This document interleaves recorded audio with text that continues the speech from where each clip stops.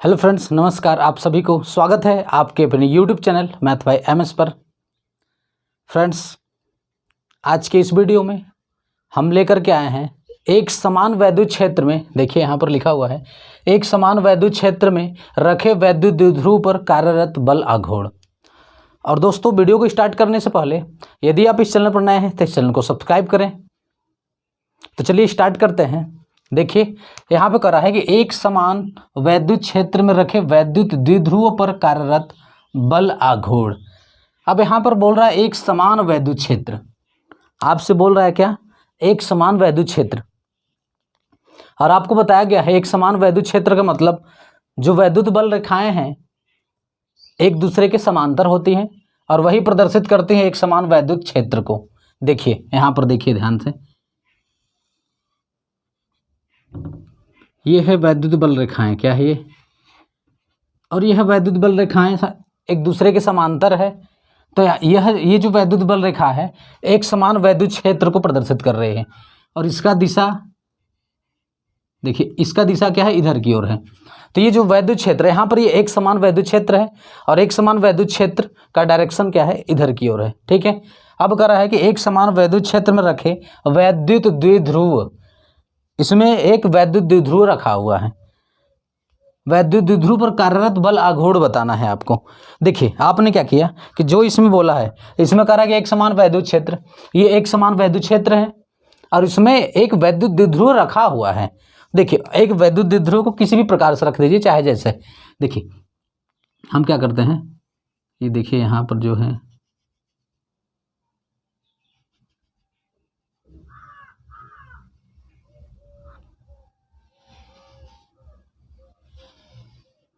अब देखिए मान लेते हैं कि ये जो है ये यहाँ पर माइनस क्यू आवेश है और इस पॉइंट पर प्लस का क्यू आवेश है।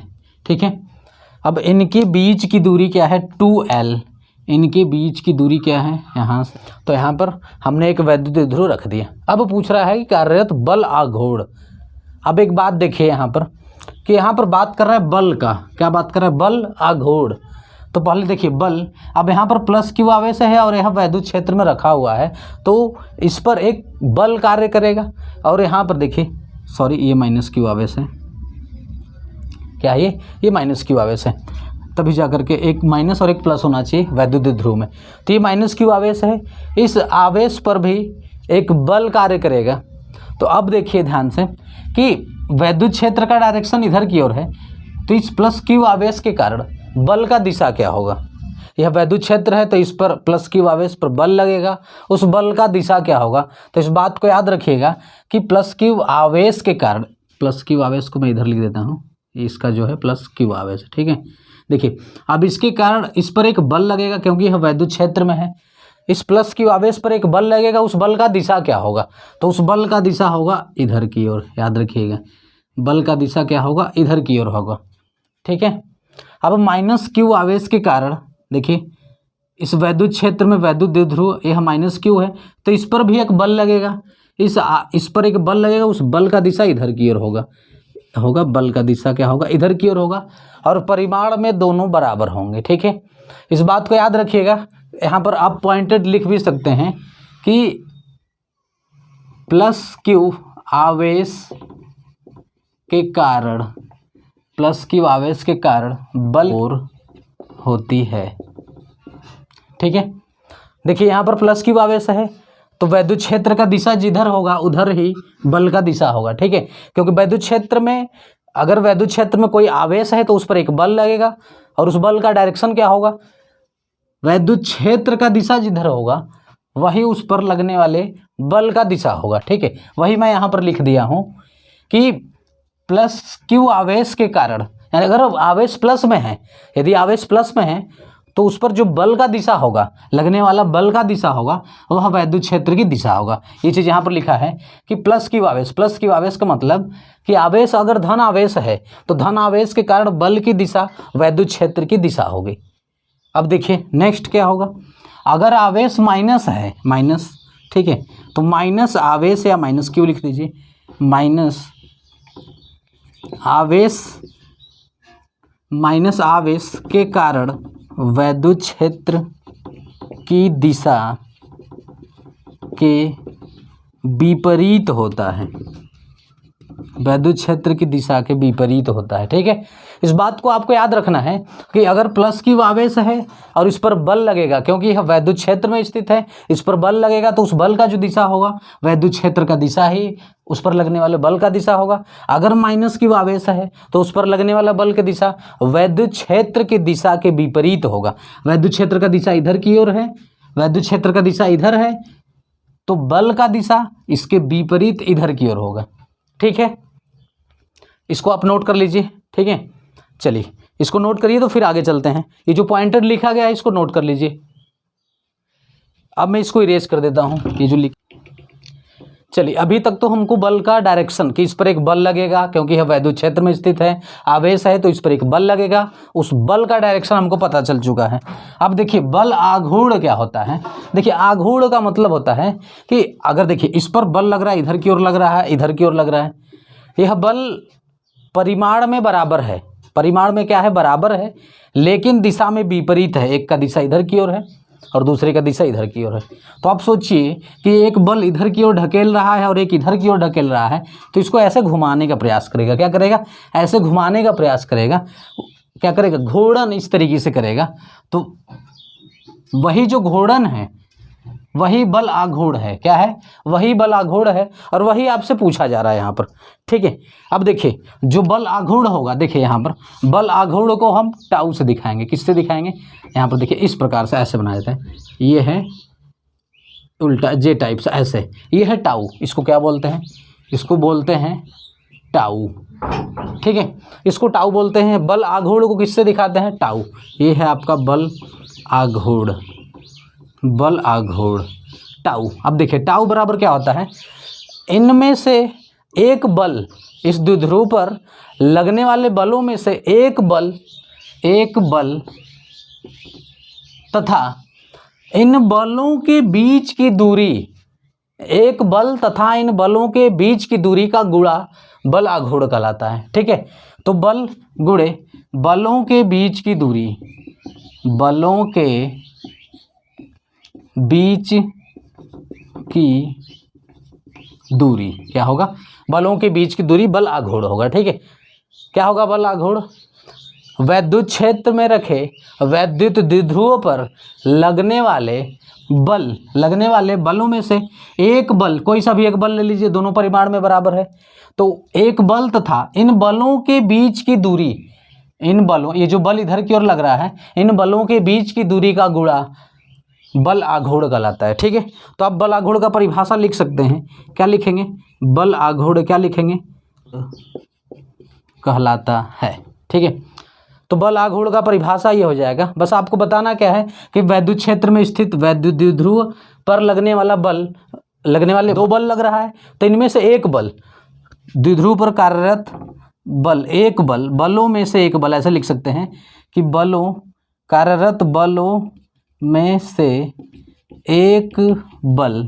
ठीक है, सही कर लीजिएगा, एक बल तथा इनमें से कोई सा भी एक बल ले लीजिए, तथा इनके बीच की दूरी का गुणनफल बल आघूर्ण कहलाता है। ठीक है, ये परिभाषा हो गया आपका। अब ध्यान रखिएगा कि ये जो बल है इनके बीच का दूरी 2l नहीं है, यह तो वैद्युत द्विध्रुव के बीच का दूरी 2l है।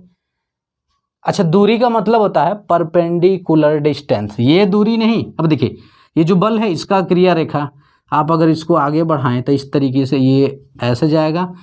अब देखिए कहने का मतलब, देखिए अगर दो रेखा है यहाँ पर, देखिए पहले मैं उसको मिटा देता हूँ, ये जो यहाँ पर डिफिनेशन लिखा गया इसको मिटा देता हूँ, उसके बाद बताता हूँ आपको। ठीक है, चलिए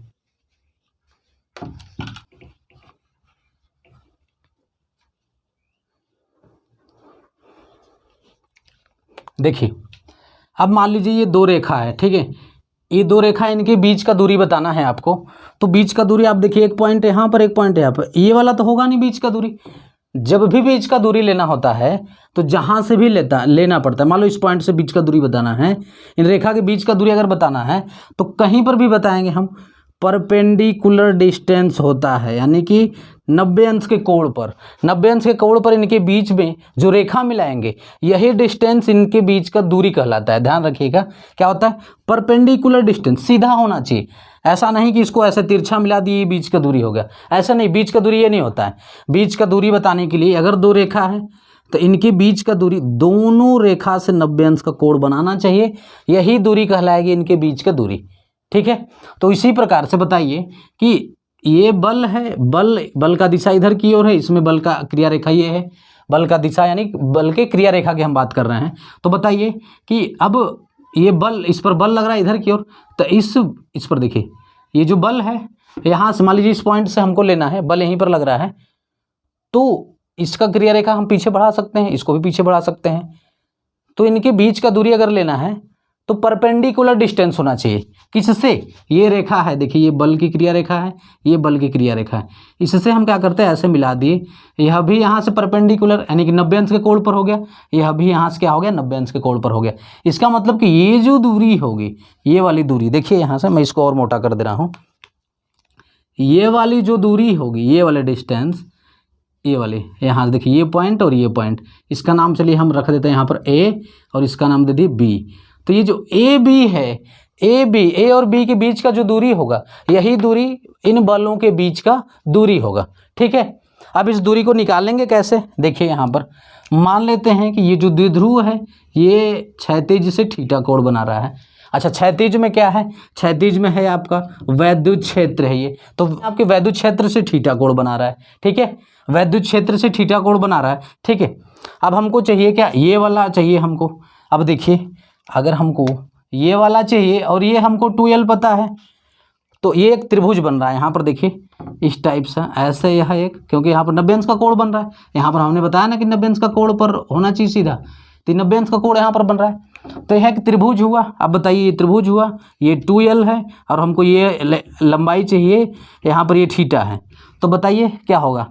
ट्रिग्नोमेट्री में आप लोग पढ़े हो कि साइन थीटा बराबर, ये सामने का क्या होता है? थीटा के सामने का लंब होता है। तो ये वाला डिस्टेंस ये ए है, ये बी है, तो लंब यानी कि ए बी बटा में, लंब बटा में ये कर्ण होगा, 2l होगा, तो ए बी बटा में 2l क्या होगा? ए बी बटा में 2l। तो ये त्रिभुज जब आप देखेंगे तो यहाँ पर थीटा है, तो यहाँ से क्या हो जाएगा? साइन थीटा बराबर ये वाली लंब यानी कि ए बी और कर्ण यानी कि 2l, ए बी बटा में 2l, ये साइन थीटा बराबर हो जाएगा। ठीक है,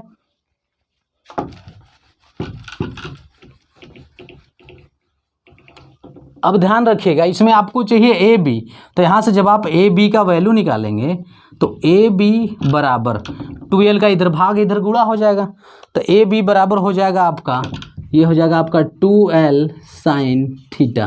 ठीक है, 2l साइन थीटा हो जाएगा ये। अब चलिए आगे, अब देखिए यहाँ से रख देते हैं टाउ बराबर बल यहाँ पर क्या है? एफ है, एफ लगा हुआ है बल, तो एफ लिख दिए। बलों के बीच की दूरी, बलों के बीच की दूरी ए बी है गुणा में ए बी। ठीक है, ए बी। अब देखिए ये हो जाएगा आपका एफ। अब चूंकि इसमें आवेश Q है और वैद्युत क्षेत्र E है, तो बताइए बल F बराबर क्या होता है? हमने पढ़ा है, हमने क्या पढ़ा है? वैद्युत क्षेत्र E बराबर F बटा में Q, हमने पढ़ा है ये। ठीक है, वैद्युत क्षेत्र F बटा में Q होता है ये, तो हम क्या करते हैं? वैद्युत क्षेत्र F बटा में Q होता है, तो हम यहाँ से क्या कर देते हैं? अब देखिए यहाँ से F के प्लेस पर हम रख देते हैं, F के प्लेस पर क्या रखेंगे? यहाँ से निकालेंगे आप F का वैल्यू, तो E का गुणा Q में हो जाएगा, यानी EQ आ जाएगा। क्या आ जाएगा? EQ। देखिए यहाँ से F बराबर Q का इधर भाग इधर जाकर गुणा हो जाएगा, EQ हो जाएगा, तो हम F की जगह रख देंगे EQ। क्या हो जाएगा? EQ। ठीक है, अब ए बी का वैल्यू कितना है? 2l साइन थीटा, ये हो जाएगा इंटू 2l साइन थीटा। देखिए इधर मैं बता रहा हूँ 2l साइन थीटा, तो ये हो जाएगा आपका टाउ बराबर EQ।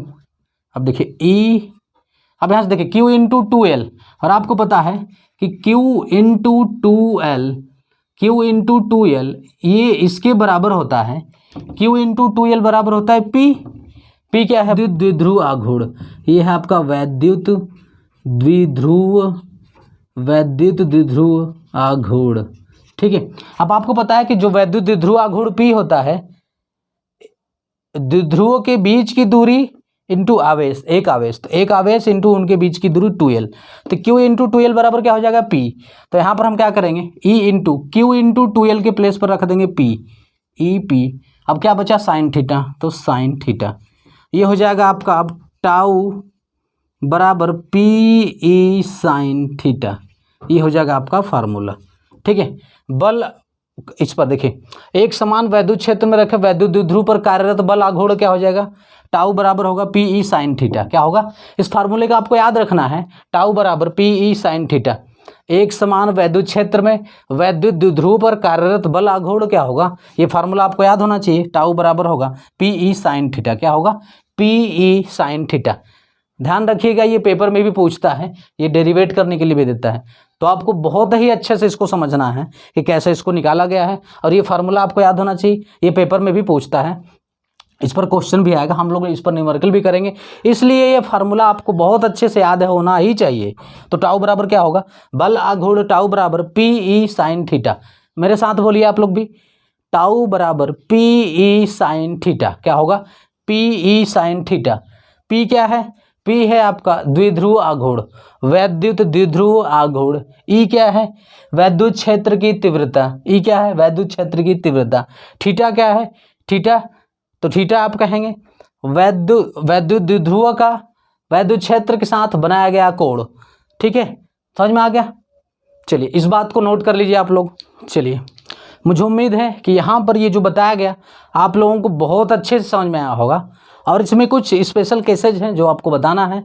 तो आज की वीडियो बहुत अधिक लंबी हो जा रही है, तो आज के लिए यहीं पर रखते हैं, फिर मिलते हैं नेक्स्ट पार्ट में। तब तक के लिए आप घर पर रहें, स्वस्थ रहें, मस्त रहें और अपनी पढ़ाई को करते रहें। जय हिंद।